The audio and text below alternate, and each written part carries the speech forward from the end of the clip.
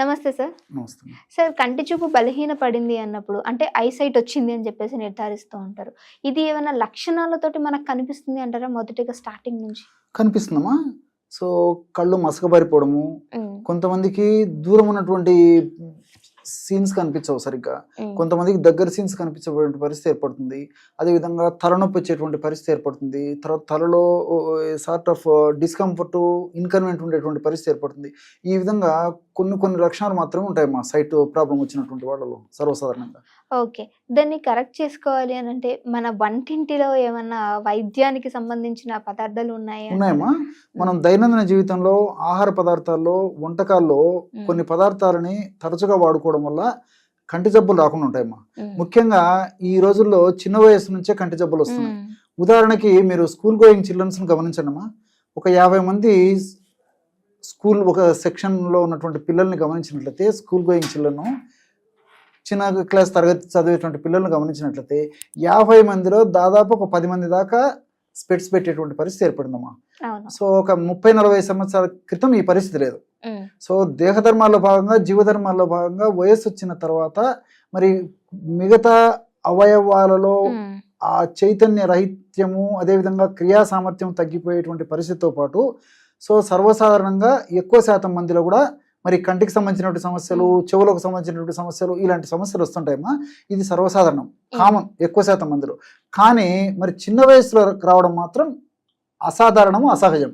అది మనం చేతులారా చేసుకోవడం. ఎగ్జాక్ట్లీ మా తల్లిదండ్రులకు అవగాహన లోపం చేత, ఆరోగ్య స్పృహ లేకపోవడం చేత పిల్లల్ని అతి గారాభంగా వాళ్లకు ఉపయోగపడినటువంటి ఏమాత్రము దేహానికి మంచి చేయనటువంటి fast foods, junk foods, bakery foods, ice creams, cool drinks ఇలాంటి విపరీతంగా వాడడం, ఇలాంటి అనేక రకాల కారణాల చేతనే మరి చిన్న వయస్సు నుంచే ఈ యొక్క సమస్య వస్తుంటుంది.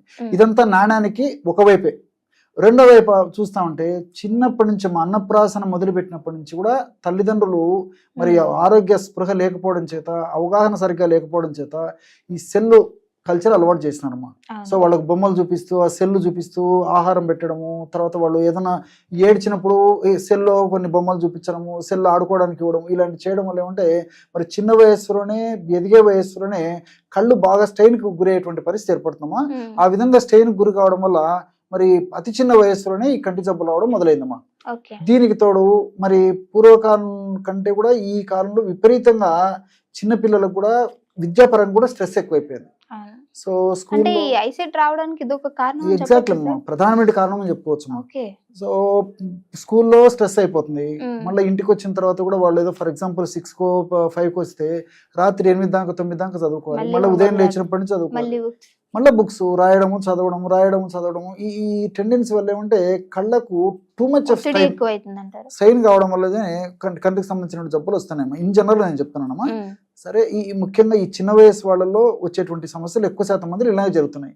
దీనికి తోడు ఆహారంలో ఏ ఆహారం మంచిది, ఏ ఆహారం మంచిది కాదని చెప్పేసి చాలా మందిలో అవగాహన లేదమ్మా. తల్లిదండ్రులకు గారాభంగా పెంచడం చేత పిల్లలు ఏది కోరుకుంటే పెట్టడము, ఏది అడిగితే అది పెట్టడము, ప్రతిరోజు ఇంచుమించు బయటికి తీసుకెళ్లిపోవడము, బయట బేకరీ ఫుడ్స్ అని, తర్వాత ఈ స్నాక్స్ అని చెప్పేసి, లేకపోతే ఈ ఫాస్ట్ ఫుడ్స్ అని చెప్పేసి రకరకాల చెత్త ఆహారం అంతా అవగాహన లోపంతో పెడుతున్నారు. అలా కాకుండా ఆహార విధి విధానాల్లో మార్పు చేసినట్లయితే మరి చిన్న వయసులోనే ఈ కంటి జబ్బులు రాకుండా ఉంటాయి. అంతేకాకుండా ఒకవేళ అదవ వచ్చినా మరీ ఇబ్బందికరంగా పరిణమించకుండా ఉండేటువంటి పరిస్థితి కూడా ఏర్పడుతున్నాం. ఏ విధమైన ఆహారం అనుకోవచ్చు? ఆహారంలో కరివేపాకు బాగా వాడాలమ్మా. సో కరివేపాకు అంటే ఇది జుట్టుకి కూడా ఎగ్జాక్ట్లీ చాలా బాగా పనిచేస్తుందమ్మా. అదే విధంగా కరివేపాకు అనేసరికి పెద్దలు కూడా చాలా మంది మనం ఆహార పదార్థాల్లో, వంటకాల్లో, పులిహోరలో, దద్యోదనంలో, ఆ కూరల్లో కరివేపాకు వేసినప్పుడు ఏరు పారేస్తుంటారమ్మా. అది క్షేమదాయకం కాదు, ఆరోగ్యదాయకం కాదమ్మా. అవగాహన లోపం చేత ఆ విధంగా చేస్తారమ్మా.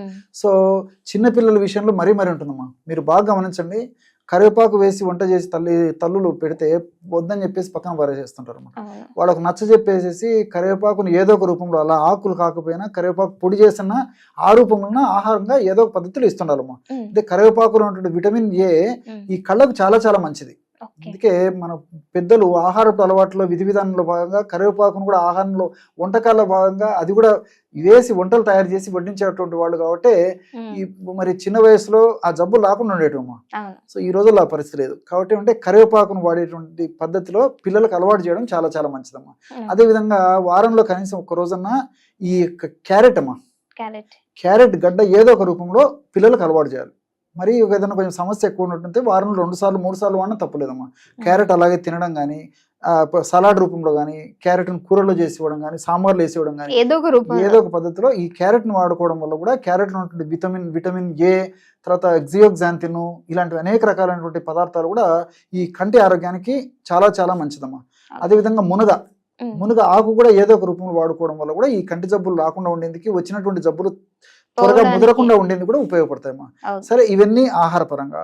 మరి ఔషధ పరంగా కూడా చాలా చాలా మనం వాడుకోవచ్చమ్మా. అలాంటి వాటిల్లో మరి అత్యంత సులభంగా తయారు చేసుకోదగ్గ దివ్యమైనటువంటి ఒంటింటి ఔషధం ఏదంటే ఒక 3 పదార్థాలతో ఔషధం తయారు చేసుకుని వాడుకోవచ్చమ్మా.